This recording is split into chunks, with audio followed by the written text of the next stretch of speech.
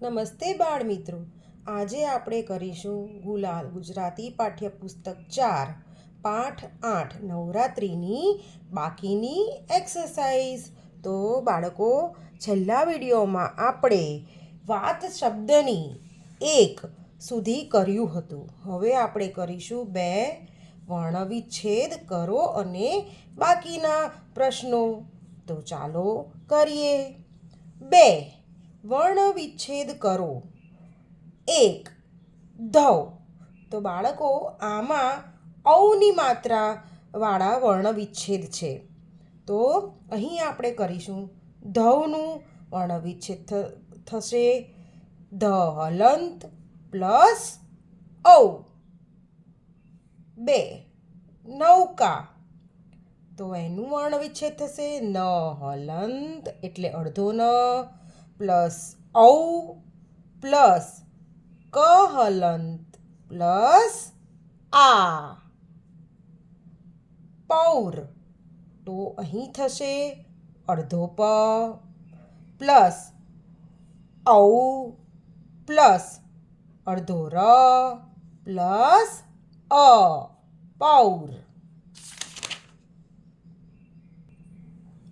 4 પૌરાણિક. તો પૌરાણિકનું થશે પ હલંત પ્લસ ઔ પ્લસ ર હલંત પ્લસ આ પ્લસ અણ હલંત પ્લસ નાનો ઈ પ્લસ ક હલંત પ્લસ અ. 5 મૌલા. તો અહીં થશે મ હલંત પ્લસ ઔ પ્લસ લ હલંત પ્લસ આ. નેક્સ્ટ વચન ઓળખો. 1 તહેવાર. તો તહેવાર એટલે તહેવાર કેવો છે? તો આવશે એક વચન. 2 દિવસો. તો દિવસોનું કયું થશે? બહુવચન. તો દિવસોનું એક વચન શું થાય? દિવસ. એવી રીતે તહેવારનું બહુવચન શું થાય? તહેવારો. 3 દીવા. તો દીવા બહુવચન છે અને તેનું એક વચન થશે દીવો. 4 કાવ્ય. કાવ્ય એક વચન છે. નેક્સ્ટ જાતિ ઓળખો.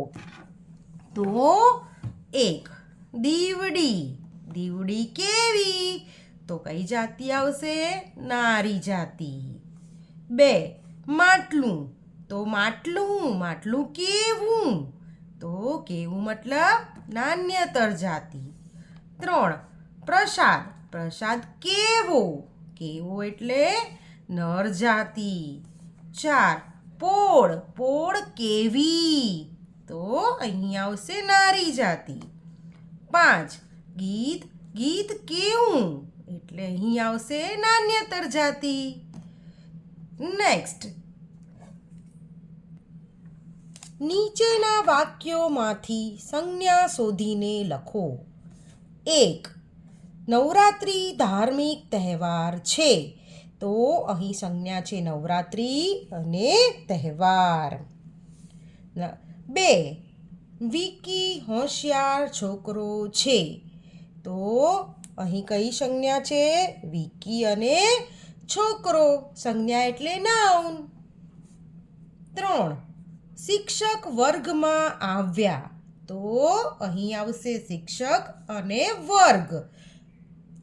4 બાગમાં રંગબેરંગી ફૂલો છે. તો અહીં કઈ સંજ્ઞા આવશે? બાગ અને ફૂલો. 5 ગુજરાતનું પાટનગર ગાંધીનગર છે.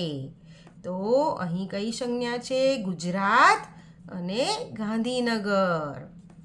6 બિરબલ ચતુર દિવાન હતો.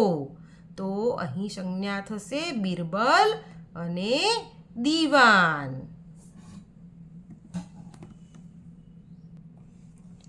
નેક્સ્ટ વાક્ય બનાવો. તો બાળકો, અહીં વર્ડ્સ આપેલા છે, શબ્દ આપેલા છે, તેના પરથી આપણે સેન્ટેન્સ બનાવવાનું છે, વાક્ય બનાવવાનું છે. તો પહેલો વર્ડ છે, શબ્દ છે વિજયાદશમી. તો અહીં મેં વાક્ય બનાવ્યું છે, વિજયાદશમીનો તહેવાર અસત્ય પર સત્યના વિજયના રૂપમાં ઉજવાય છે. બાળકો તમને ગમતું વાક્ય બનાવી શકો છો. 2. હરીફાઈ. રીનાએ નૃત્યની હરીફાઈમાં ભાગ લીધો છે. 3. પરંપરાગત. મકર સંક્રાંતિના દિવસે લોકો પરંપરાગત વાનગીઓ બનાવે છે. પરંપરાગત એટલે ટ્રેડિશનલ. 4. ઉપાસના.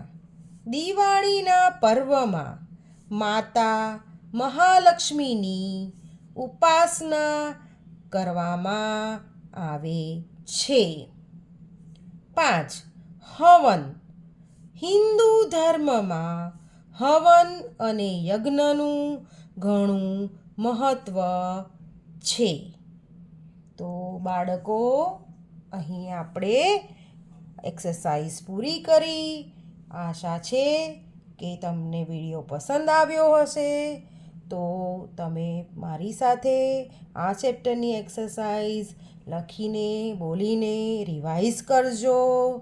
અને વિડીયો પસંદ આવ્યો હોય तो लाइक करजो, शेयर करजो, सब्सक्राइब करजो. बच्चों, आप भी मेरे साथ ही एक्सरसाइज लिख के और बोल के रिवाइज करना. और वीडियो पसंद आया हो तो लाइक करना, शेयर करना, सब्सक्राइब करना. Okay, bye, thank you.